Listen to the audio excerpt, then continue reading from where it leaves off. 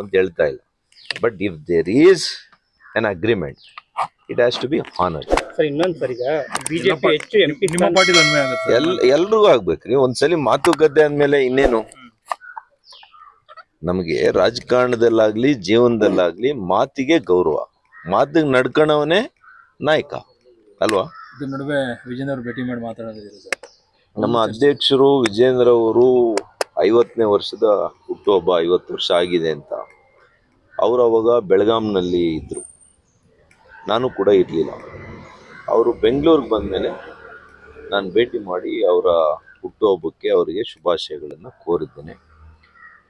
ಕೆಲವು ರಾಜಕಾರಣದ ವಿಷಯಗಳನ್ನು ಕೂಡ ಚರ್ಚೆ ಮಾಡಿದ್ದೀವಿ. ರಾಜ್ಯದಲ್ಲಿ ನಾವೆಲ್ಲ ಕೂಡ ಪೂರಕವಾದಂಥ ವಾತಾವರಣ ಇದೆ. ಈ ವಯಸ್ಸಿನಲ್ಲಿ ನಿಮಗೆ ಅಧ್ಯಕ್ಷರ ಸ್ಥಾನ ಸಿಕ್ಕಿರೋದು ನಿಮ್ಮ ಅದೃಷ್ಟ. ಎಲ್ಲರನ್ನೂ ಜೊತೆಗೆ ತೆಗೆದುಕೊಂಡು ಹೋಗಿ ಈ ಕಾಂಗ್ರೆಸ್ಸನ್ನು ಕಿತ್ತೊಗೆಯುವಂಥ ಕೆಲಸ ನಾವು ಮಾಡಬೇಕು, ನಾವೆಲ್ಲ ಒಟ್ಟಾಗಿ ಮಾಡಬೇಕು ಅಂತ ನಾನು ಕೆಲವು ಸಲಹೆಗಳನ್ನು ಅವರಿಗೆ ಕೊಟ್ಟಿದ್ದೀನಿ. ಅವರು ಕೂಡ ಪೂರಕವಾಗಿ ಸ್ಪಂದಿಸಿದ್ದಾರೆ. ನೋಡೋಣ ಮುಂದೆ ಯಾವ ರೀತಿ. ಹಿಂದೆ ತಮ್ಮ ಅವರ ಕಾರ್ಯವೈಖರಿ ಬಗ್ಗೆ ಪ್ರಶ್ನೆ ಮಾಡಿದ್ರು, ಇದ್ದಕ್ಕಿದ್ದಂಗೆ ಸುಧಾಕರ್ ಬದಲಾವಣೆ ಆಗಿದ್ದಂಗೆ. ನಾನೇನು ಬದಲಾವಣೆ ಅಂತಲ್ಲ ರೀ, ಸೌಜನ್ಯದ ಭೇಟಿ ಅಲ್ವಾ. ನಮ್ಮ ರಾಜ್ಯಾಧ್ಯಕ್ಷರದ್ದು ಹುಟ್ಟುಹಬ್ಬ, ಅದು 50 ವರ್ಷಗಳಂದರೆ ಒಬ್ಬ ಮನುಷ್ಯನ ಜೀವನದಲ್ಲಿ ಭಾಳ ಮುಖ್ಯವಾಗಿರ್ತಕ್ಕಂಥ ಘಟ್ಟ ಅದು ಅಲ್ವಾ.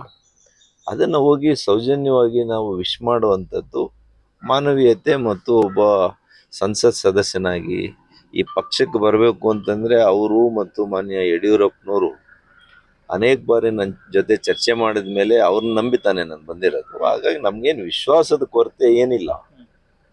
ಆಯಾ ಸಂದರ್ಭಗಳಲ್ಲಿ ಮನುಷ್ಯನ ಸ್ವಭಾವ ಅಲ್ವಾ, ನಮಗೇನನ್ಸುತ್ತೆ ಅದನ್ನು ಕೆಲವು ಸಲ ನಾನು ನೇರವಾಗಿ ಹೇಳೋಂಥದ್ದು ಅಭ್ಯಾಸ. ಅದು ಸರಿನೋ ತಪ್ಪೋ ಗೊತ್ತಿಲ್ಲ, ಆದಷ್ಟು ಕಂಟ್ರೋಲ್ ಮಾಡ್ಕೊಂತೀನಿ. ಒಂದೊಂದ್ಸಲಿ ಬಂದ್ಬಿಡ್ತದೆ. ಅವ್ರ ನಾಯಕತ್ವದಲ್ಲಿ ಮುಂದುವರಿತಾರೆ ಸರ್ ತಾವು ಏನಾಯ್ತು ಕೂಡ. ನೋಡ್ರಿ, ನಮ್ಮ ಭಾರತೀಯ ಜನತಾ ಪಕ್ಷ ಅತಿ ಶಿಸ್ತಿನ ಪಕ್ಷ. ಹೈಕಮಾಂಡ್ ಇವತ್ತು ವಿಜೇಂದ್ರ ಅವರು ಸಾರಥ್ಯದಲ್ಲಿ ಹೋಗ್ಬೇಕು ಅಂದರೆ ನಾವೆಲ್ಲ ಕೂಡ ಹೋಗ್ಬೇಕು. ನಾನ್ಯಾರು ಅದನ್ನು ಪ್ರಶ್ನೆ ಮಾಡೋಕ್ಕೆ? I am also part of ಭಾರತೀಯ ಜನತಾ ಪಕ್ಷದ party. It is our duty. ನನಗೆ ಯಾವ ಅಸಮಾಧಾನನೂ ಇಲ್ಲ. ಇರೋದನ್ನ ಅವ್ರಿಗೆ ನೇರವಾಗಿ ಹೇಳ್ತೀನಿ, ಇದ್ರೆ ಹೇಳ್ತೀನಿ, ಸಲಹೆ ಇದ್ರೆ ಕೊಡ್ತೀನಿ.